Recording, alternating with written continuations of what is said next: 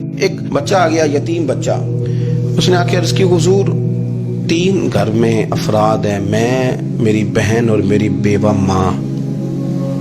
والد حضور چلے گئے اور آج نہ 3 دن ہو گئے روٹی کوئی نہیں کھائی. میں اس منظر کو بھی جانتا ہوں کہ جب یتیم گھر میں اکٹھے بیٹھے ہوتے ہیں اور پتہ ہوتا ہے ان کو کہ ہماری اماں کے پاس آج پیسے کوئی نہیں اور گھر میں روٹی بھی کوئی نہیں، تو پھر ان کو بھوک ہی نہیں لگتی. ہاں نہیں لگتی. اماں پوچھتی ہے پتر روٹی کھانی ہے؟ نہیں میں تو سویرے جو کھایا تھا وہ ہضم ہی نہیں ہوا. اماں جی شاہی کوئی نہیں. یہ پردے اس طرح کر کے بچائے جاتے ہیں. ایک دوسرے کو تسلیاں دینا، ایک دوسرے سے پیار کا بڑھ جانا، ایک دوسرے کے لیے جذبات اور طرح کے بن جانا حکمت الہی کے تقاضے ہوتے ہیں. یا رسول اللہ صلی اللہ تعالی علیہ وسلم، بیوہ ماں ہے، یتیم بہن ہے، 3 دن سے کھایا کچھ نہیں. قربان جائیں وہ گھر جہاں سے کائنات کھاتی ہے ساری. حضور نے فرمایا بلال جا نہ جا کے ساری ازواج مطہرات سے پوچھ گھر میں کیا ہے. حضرت بلال کہتے ہیں میں سارے گھاری پوچھ آیا، ٹٹول آیا، ٹوٹل 21 کھجوریں نکلی. یہ 2 جہاں کے شاہ ہیں اور پاس کچھ رکھتے نہیں. 2 جہاں کی نعمتیں ہیں، ان کے خالی ہاتھ میں حضور کے سارے گھر کو میں ڈھونڈ 21 کھجوریں نکلی تو لا کے میں نے پیش کر دی، تو حضور نے ڈائریکٹ اس کو نہیں دی، نبی پاک نے اپنے ہاتھ پہ رکھ لی.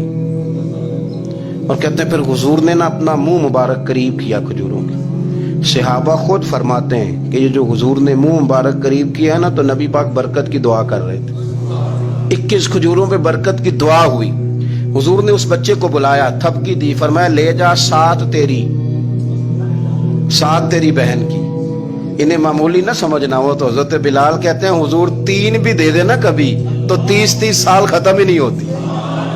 30 سال گزر جاتے ہیں، نکالتے رہو کھاتے رہو، ختم ہی نہیں ہوتی. حضرت سیدنا ابو ہریرہ رضی اللہ تعالیٰ عنہ فرماتے ہیں حضور نے فرمایا 7 تیری، 7 تیری بہن کی، 7 تیری والدہ کی، اور 7 حضور نے اور بھی تلقین فرمائی. فرمایا ایک سویرے کھایا کرنا، ایک شام کو کھایا کرنا. یہ لے جا. حضرت سیدنا بلال حبشی کہتے ہیں رضی اللہ تعالیٰ عنہ کہ بچہ لے کے جب باہر نکلا تو حضرت سیدنا معاذ ابن جبل دوڑ کے گئے اور جا کے بچے کے سر پہ شفقت سے ہاتھ پھیرا. کا فکر نہ کرنا، رب کریم تجھے بہترین سرپرست عطا کرے گا، پتر پریشان نہ ہونا، اللہ تیری مدد کرے گا. صرف حوصلہ دیا، سر پہ دست شفقت پھیرا. بچہ چلا گیا تو حضور نے فرمایا معاذ ادھر آؤ نا ذرا. یا رسول اللہ حکم ہو. فرمایا کس چیز نے تمہیں اٹھایا بچے کے سر پہ ہاتھ رکھنے کے لیے؟ کس نے تمہیں کہا؟ کس چیز نے تمہیں اٹھایا جو تم بچے تک پہنچ گئے؟ عرض کی یا رسول اللہ وہ جو میرے دل میں اللہ نے یتیم کے لیے رحمت رکھی ہے نا، اس نے مجھے اٹھایا تھا. اور میں نے جا کے اس کے سر پہ دست شفقت پھیرا تو حضور فرمانے لگے سن پھر، جو کسی یتیم کے سر پہ خالی ہاتھ بھی پھیر دے، جتنے بال اس کے ہاتھ کے نیچے آئیں گے نا، رب اتنی خطائیں معاف کرے گا، اتنی نیکیاں دے گا، اتنے درجے اس کے بلند کر دے گا.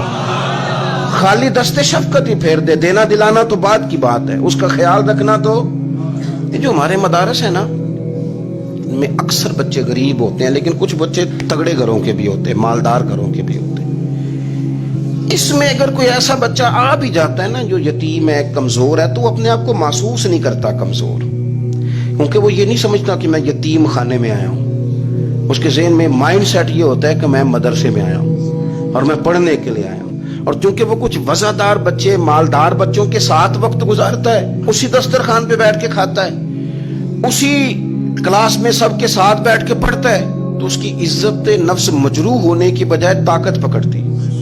وہ برابری کی سطح پہ جب آتا ہے تو اسے محسوس ہوتا ہے کہ مجھے عزت دی جا رہی. اس لیے مدارس اسلامیہ میری نظر سب سے مضبوط جگہ ہیں جہاں مساکین کی، یتیموں کی، غریبوں کی صحیح معنوں میں کفالت بھی ہوتی ہے، تعلیم بھی ہوتی، عزت بھی ہوتی.